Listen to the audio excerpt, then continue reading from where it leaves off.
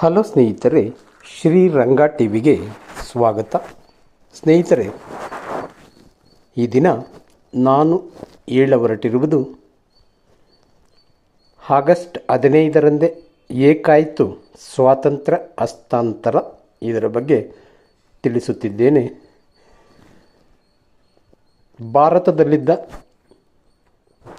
British ಆಡಳಿತ 1947ರ ಆರಂಭದ ಹೊತ್ತಿಗಾಗಲೇ ತೀವ್ರ ಬಿಕ್ಕಟ್ಟಿಗೆ ಸಿಲುಕಿತ್ತು.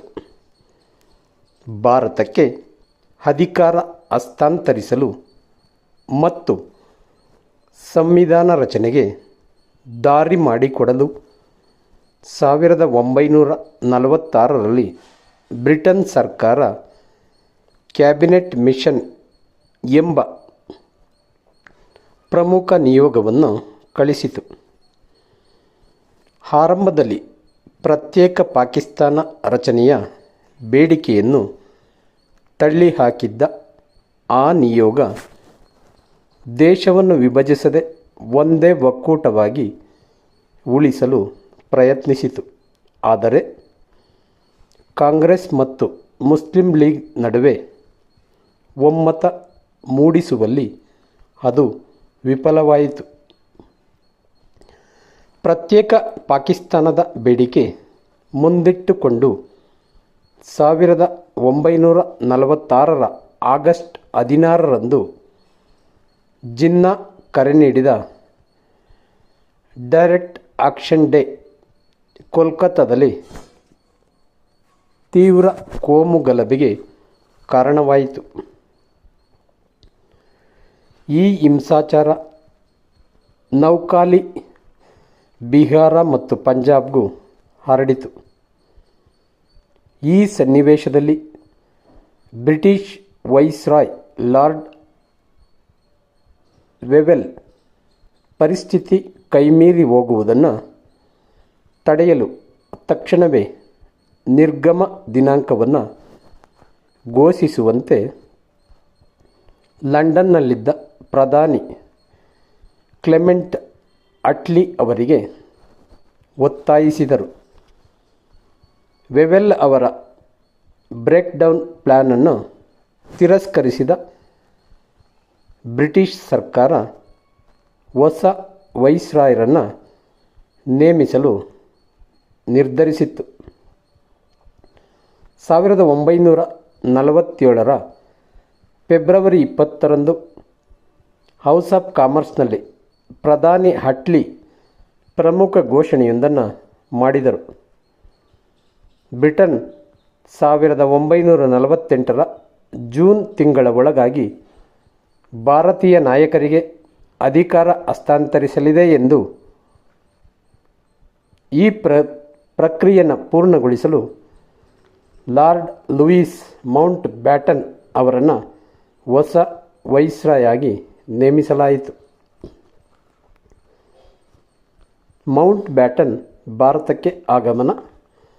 ಲಾರ್ಡ್ ಮೌಂಟ್ ಬ್ಯಾಟನ್ 1947ರ ಮಾರ್ಚ್ 22ರಂದು ದೆಹಲಿಗೆ ಬಂದಿಳಿದರು. ಮಾರ್ಚ್ 24ರಂದು ವೈಸ್ರಾಯ್ ಆಗಿ ಪ್ರಮಾಣ ವಚನ ಸ್ವೀಕರಿಸಿದರು.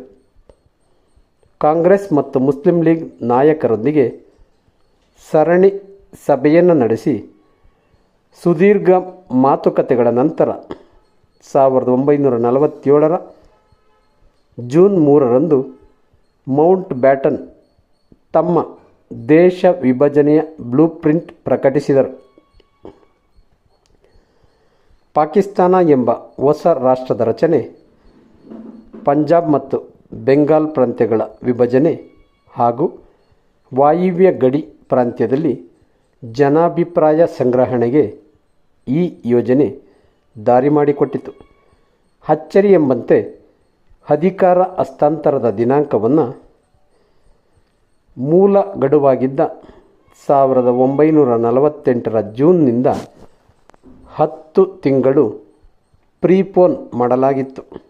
ಅಧಿಕಾರ ಹಸ್ತಾಂತರವನ್ನು ವಿಳಂಬಗೊಳಿಸಿದರೆ ಭಾರತದಲ್ಲಿ ಬ್ರಿಟಿಷ್ ಆಡಳಿತದ ಹಿಡಿತ ಪೂರ್ಣವಾಗಿ ತಪ್ಪಿ ಹೋಗುತ್ತದೆ ಮತ್ತು ಕೋಮು ಹಿಂಸಾಚಾರ ಇನ್ನಷ್ಟು ವಿಕೋಪಕ್ಕೆ ಹೋಗುತ್ತದೆ ಎಂದು ಮೌಂಟ್ ಬ್ಯಾಟನ್ ನಂಬಿದ್ದರು ಎನ್ನುತ್ತಾರೆ ಇತಿಹಾಸಕಾರರು.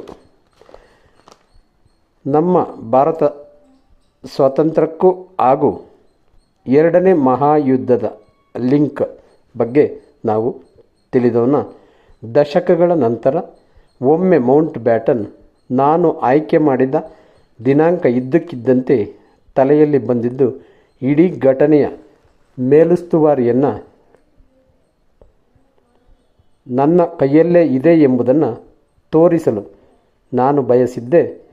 ಆಗಸ್ಟ್ ಅಥವಾ ಸೆಪ್ಟೆಂಬರ್ ತಿಂಗಳಲ್ಲಿ ಆರಿಸಿಕೊಳ್ಳಬೇಕು ಎಂದುಕೊಂಡಿದ್ದೆ. ತಕ್ಷಣ ಆಗಸ್ಟ್ 15 ನೆನಪಾಯಿತು. ಏಕೆ ಗೊತ್ತೇ? ಅಂದು ಜಪಾನ್ ಶರಣಾಗತಿಯ 2ನೇ ವಾರ್ಷಿಕೋತ್ಸವ ಇತ್ತು ಎಂದು ಮೌಂಟ್ ಬ್ಯಾಟನ್ ಒಂದೆಡೆ ನೆನಪಿಸಿಕೊಂಡಿದ್ದರು.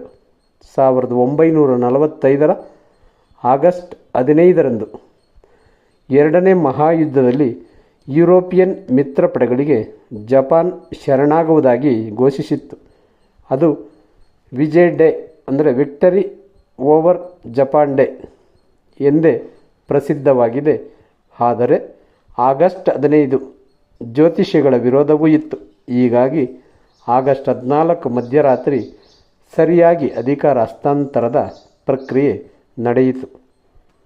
ಧನ್ಯವಾದಗಳು ಸ್ನೇಹಿತರೆ, ನಮ್ಮ ಶ್ರೀರಂಗ ಟಿವಿ ಚಾನಲನ್ನು ದಯವಿಟ್ಟು ಸಬ್ಸ್ಕ್ರೈಬ್ ಮಾಡಿ.